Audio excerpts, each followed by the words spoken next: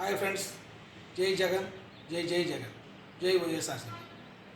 లోకేష్ గారు ఆంధ్రప్రదేశ్లో red book రాజ్యాంగాన్ని అమలుపరుస్తున్నారు. ఈ రెడ్ బుక్ రాజ్యాంగంలో వల్లభనేని వంశీ గారిని చేర్చి అరెస్ట్ చేశారు.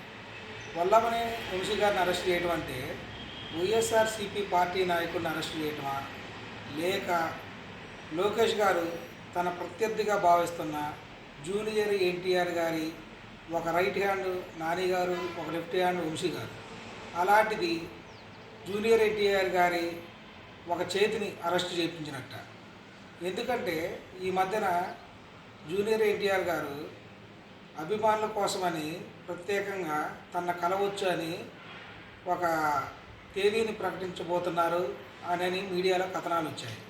కాబట్టి భవిష్యత్తులో నా ప్రత్యర్థి జూనియర్ ఎన్టీఆర్ గారే అని భావించి జూనియర్ ఎన్టీఆర్ గారిని రాజకీయాల్లోకి రాకుండా, ఆయనకి ఎటువంటి బలవం లేకుండా ముందుగా వల్లభనేని వంశీ గారిని అరెస్ట్ చేసి జూనియర్ ఎన్టీఆర్ గారికి చెక్కు పెట్టారా అంటే చెక్కు పెట్టారనే చెప్పవచ్చు.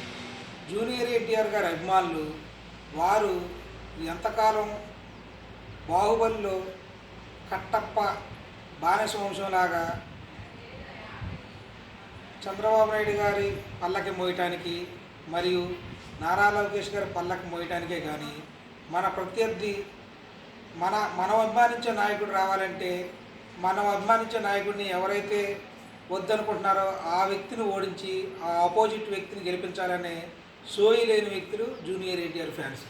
జూనియర్ ఎన్టీఆర్ ఫ్యాన్స్ వారు పాపం రాజకీయ చైతన్యం లేకపోవడం వల్ల వారు టీడీపీకి ఓట్లేసి టీడీపీ పార్టీని గెలిపించి వారు అభిమానించే నాయకుడిని భవిష్యత్తులో రాజకీయాల్లోకి రాకుండా వారిని వారే అనగదొక్కుంటున్నారు. ఎందుకంటే హరికృష్ణ గారు పార్టీ పెడితే వారు టీడీపీలో ఉన్న టీడీపీని మోస్తున్న బలమైన సామాజిక వర్గమే హరికృష్ణ గారితో ట్రావెల్ కాలేకపోయింది. అలాంటిది ఇప్పుడు జూనియర్ ఎన్టీఆర్ గారు కొత్తగా పార్టీ పెట్టిన లోకేష్ గారు అంటే ఆ సామాజిక వర్గం ఉంటుంది, కానీ ఎన్టీఆర్ గారు అంటే ఆ సామాజిక వర్గం రాదు. ఇక వచ్చే అడపాదడప ఉన్న నాయకులు ఉన్న ఎక్కడన్నా అలాంటి నాయకుల్ని ఈ అధికారం ఉన్న 4 ఏళ్ళు తొక్కి నారదేస్తారు. ఇక జూనియర్ ఎన్టీఆర్ గారికి రాజకీయ అరంగేయటం లేదు. ఉన్న వేరే సామాజిక వర్గాలు ఆయన్ని మోసిన దానివల్ల విలువ లేదు. ఇప్పటికైనా జూనియర్ ఎన్టీఆర్ అభిమానులు మనం ఎవరి కోసం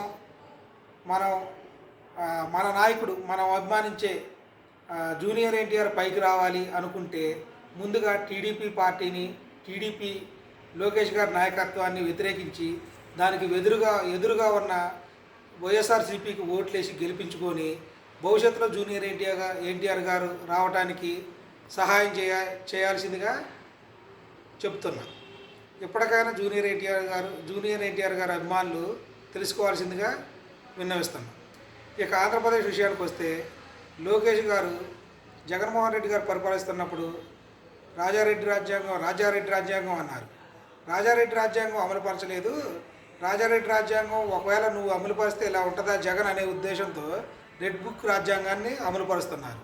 రెడ్ బుక్ రాజ్యాంగానికి కౌంట్ డౌన్ మొదలైంది. ఎప్పుడైతే ఎన్నికలు వచ్చి ప్రభుత్వం మారిద్దో మొదటి రోజు నుంచే రాజారెడ్డి రాజ్యాంగాన్ని కూడా తప్పక చూడాల్సి వస్తుందని వైఎస్ఆర్సీపీ అభిమానుల నుండి హెచ్చరిస్తున్నాం. జై జగన్, జై జై జగన్.